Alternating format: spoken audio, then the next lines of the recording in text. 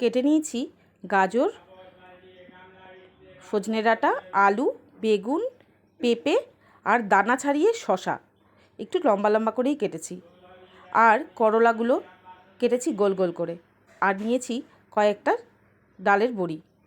এবার একটা সসপ্যানে পেঁপে আর গাজরটা হালকা ভাপিয়ে নেব। আজ বানাবো দুধ শুক্তো। আপনারা দুধ শুক্তো তো সবাই বানাতে জানেন, আমার কাছ থেকে শেখার কিচ্ছু নেই।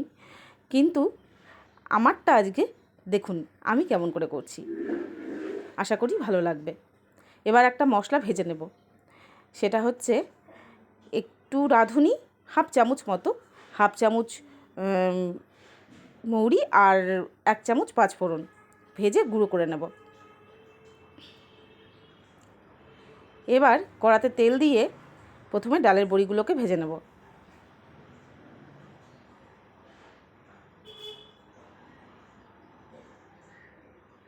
তারপরে চলে আসবে শো স্টপার, যাকে ছাড়া আজকের রেসিপি অসম্পূর্ণ, সেটা হচ্ছে করলা।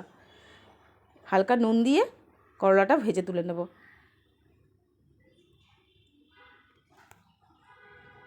এবার বেগুনটাও ভেজে নেব, কিন্তু বেগুনে আমি নুন দিচ্ছি না এখন। তারপরে চলে আসবে আলুতেও হালকা নুন দিয়ে নেব, নুন দিয়ে ভেজে তুলে নেব।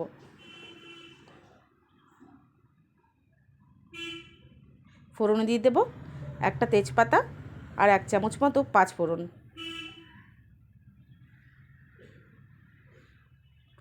তারপরে একে একে দিয়ে দেব পেঁপে, গাজর যেটা ভাপিয়ে রেখেছিলাম, শসা, ডাঁটা, এগুলো দিয়ে দেব।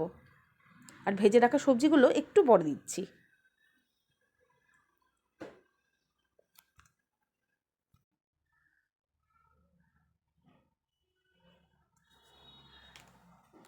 পরিমাণ মতো নুন দিয়ে দেব, যতটা লাগবে।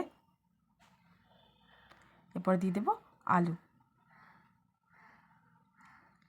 এবার এটা ভালো করে ভাজা ভাজা হয়ে গেলে দিয়ে দেব 1 কাপ মতো দুধ আর 1.5 কাপ মতো জল।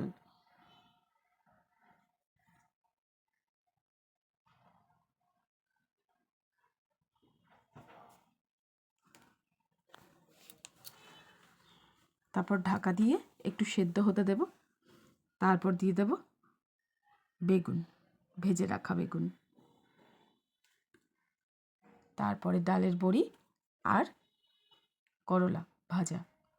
দিয়ে দেব 1.5 চামচ মতো চিনি। আমি মাঝখানে আদা বাটা দিয়েছি, আপনাদেরকে দেখাতে ভুলে গেছি, তার জন্য ক্ষমা চাইছি। এবার এটা ভালো করে ফুটে এলে ঠিক নামানোর আগে আগে দিয়ে দেব ওই ভাজা মশলার গুঁড়োটা আর 1 চামচ ঘি। ব্যাস, এবার এটা নামিয়ে নেওয়ার আগে একটু ঘেঁটে নেব। দেখুন তো কেমন হয়েছে। এবার সার্ভ করে দেব গরম গরম ভাতের সঙ্গে। কেমন হয়েছে দেখতে?